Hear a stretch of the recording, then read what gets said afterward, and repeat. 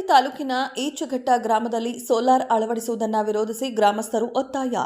ಈಚಘಟ್ಟ ಗ್ರಾಮದಲ್ಲಿ survey number 6-7ರಲ್ಲಿ 111 ಎಕರೆ ಜಮೀನಿದ್ದು ಅನಾದಿ ಕಾಲದಿಂದಲೂ ಜಾನುವಾರುಗಳಿಗೆ ಮೇವು ನಿರ್ಮಾಣಕ್ಕೆಂದೇ ಹಾಗೂ ಈ ಜಾಗದಲ್ಲಿ ರುದ್ರಭೂಮಿ ಇರುವುದರಿಂದ ಈ ಜಾಗದಲ್ಲಿ ಸೋಲಾರ್ ನಿರ್ವಹಣೆಗೆ ಮುಂದಾಗಿದ್ದಾರೆ. ಈ ಜಾಗದಲ್ಲಿ 13,000 ಜಾನುವಾರುಗಳು ಮೇವು ನಿರ್ವಹಣೆಗೆಂದು ಮೀಸಲಿಟ್ಟಿರುವ ಜಾಗವನ್ನು ಅಕ್ರಮವಾಗಿ ಸೋಲಾರ್ ಅಳವಡಿಕೆಯನ್ನ ಮುಂದಾಗಿದ್ದಾರೆ. ಇದನ್ನು ಕೂಡಲೇ ರದ್ದುಗೊಳಿಸಬೇಕು. ಈಗಾಗಲೇ ತಹಶೀಲ್ದಾರ್ ಮನವಿ ಮಾಡಿದ್ದೇವೆ. ಸೋಲಾರ್ ಅಳವಡಿಕೆಯ ನಿರ್ಬಂಧಿಸಬೇಕೆಂದು, ಹೀಗೆ ಮುಂದುವರೆದರೆ ಉಗ್ರ ಹೋರಾಟ ಮಾಡಲಾಗುವುದು ಎಂದು ಗ್ರಾಮಸ್ಥರಾದ ಕರಿಯಪ್ಪ, ವೀರಭದ್ರಪ್ಪ, ಮಹೇಶ್, ಸರ್ವಮಂಗಳ, ಕಲ್ಲೇಶಪ್ಪ ಹಾಗೂ ನೂರಾರು ಗ್ರಾಮಸ್ಥರು ಎಚ್ಚರಿಕೆ ನೀಡಿದರು. ವರದಿ ನಾಗರಾಜ ಹದಡಿ, ಹೊಳಲ್ಕೆರೆ. ಕ್ಷಣ ಕ್ಷಣದ ಸುದ್ದಿಗಾಗಿ ವೀಕ್ಷಿಸಿ ರಾಷ್ಟ್ರಧ್ವನಿ ನ್ಯೂಸ್ ಕನ್ನಡ. ಈ ವಲಯಕ್ಕೆ ಅಭಿವೃದ್ಧಿಗೋಸ್ಕರ ಬಿಟ್ಕೊಟ್ಟಿದ್ರು. ಯಾಕೆ ಅಂದರೆ ನಮ್ಮ ದನ ಕರುಗಳು ಮೇಯ್ತವೆ, ನಾವು ಪಶುಗೋಪನೆ ಮಾಡ್ಕೊಂಡು ನಾವು ಏನೋ ಒಂದು ಜೀವನೋಪಾಯ ಮಾಡ್ಕೊಳ್ಳೋಣ ಅಂತಂದೇಳಿ ಮಾಡ್ಕೊಂಡಿದ್ರು.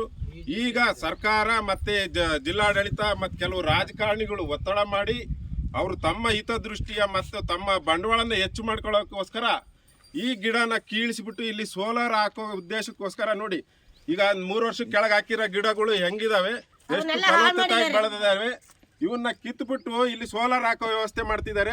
ಮತ್ತೆ ಈ ಜನನ ಅವತ್ತು ಒಕ್ಕಲೆಪಿಸಿದ್ದು ಇದೇ ಉದ್ದೇಶಕ್ಕೆ ಅಂತ ಅನ್ಸುತ್ತೆ.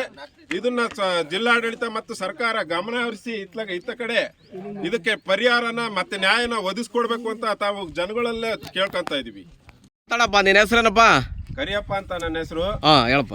ಈಚಘಟ್ಟ ನಮ್ದು. ಇದು ಈಚಘಟ್ಟ ಗ್ರಾಮ, ಈಚಘಟ್ಟದ ಗೋಮಾಳ. ಇದು ಈ 3-4 ವರ್ಷದ ಕೆಳಗಡೆ ಇಲ್ಲೆಲ್ಲ ನಮ್ಮೂರು ಗ್ರಾಮಸ್ಥರೆಯ ಉಳುಮೆ ಮಾಡ್ಕೊಂತಿದ್ರು. ಗ್ರಾಮಸ್ಥರ ಅಪೇಕ್ಷೆ ಮೇರೆಗೆ ಇಲ್ಲಿ ಪಶು ಸಂಗೋಪನೆ ಮಾಡ್ಕೊಳಕ್ಕೆ ಅನುಕೂಲ ಆಗಲಿ ಅಂತ ಹೇಳಿ ಗಿಡ ಹಾಕಿ ಗಿಡನ ಸೊಂಪಾಗಿ ಬೆಳೆಸಿದ್ರು ಸಾಮಾಜಿಕ ಅರಣ್ಯ ಇಲಾಖೆಯವರು. ಈಗ ಏಕಾಏಕಿ ಏನೋ ಜಿಲ್ಲಾಡಳಿತ ನಮಗೆ ಸೋಲಾರ್ಗೆ ಅವಕಾಶ ನೀಡಿದೆ ಅಂತ ಹೇಳಿ ರಾತ್ರಿ ಹೊತ್ತು ಕೆಲಸ ಮಾಡಿದ್ದಾರೆ. ನಾವೀಗ 1 ವಾರದ ಕೆಳಗೆ ಹೇಳಿದ್ವಿ ಕೆಲಸ ಮಾಡಬೇಡ್ರಿ, ಡಿ.ಸಿಗೆ ಅರ್ಜಿ ಕೊಟ್ಟಿದ್ವಿ, ವಾಪಸ್ ಮಾಡ್ರಿ ಇದನ್ನ ಅಂತಂದೇಳಿ ಹೇಳಿದ್ರು. ಅವರು ಹೇಳೋ ತನಕ ಕೇಳ್ದೇನೆ ರಾತ್ರಿ ಹೊತ್ತು ಕೆಲಸ ಮಾಡಿದ್ದಾರೆ. ಇಲ್ಲಿ ಇಷ್ಟೊಂದು ಗಿಡಗಳೆಲ್ಲ ನಾಶ ಮಾಡಿದ್ದಾರೆ. ಇದೆಲ್ಲ ಗಿಡಗಳು ನಾಶ ಮಾಡಿದ್ದಾರೆ. ಇಷ್ಟೊತ್ತಾದ್ರೂ ನಾವು ಈಗ 2 ಗಾಡಿನೂ ತಡೆ ಹಾಕಿ ನಿಲ್ಲಿಸಿದ್ವಿ. ಈಗ ಈ ಜಾಗಕ್ಕೆ ತಹಶೀಲ್ದಾರರು ಮತ್ತು ಡಿ.ಸಿ ಮತ್ತು ಅದಕ್ಕೆ ಸಂಬಂಧಪಟ್ಟ ಅಧಿಕಾರಿಗಳು ಬಂದು ಇದ್ರ ಬಗ್ಗೆ ನಮಗೆ ಕೂಲಂಕುಷವಾಗಿ ಮಾಹಿತಿ ನೀಡೋವರೆಗೂ ನಾವು ಗಾಡಿಗಳನ್ನ ಬಿಡಲ್ಲ, ಜಾಗ ಬಿಟ್ಟು ಕದಲೋದಿಲ್ಲ.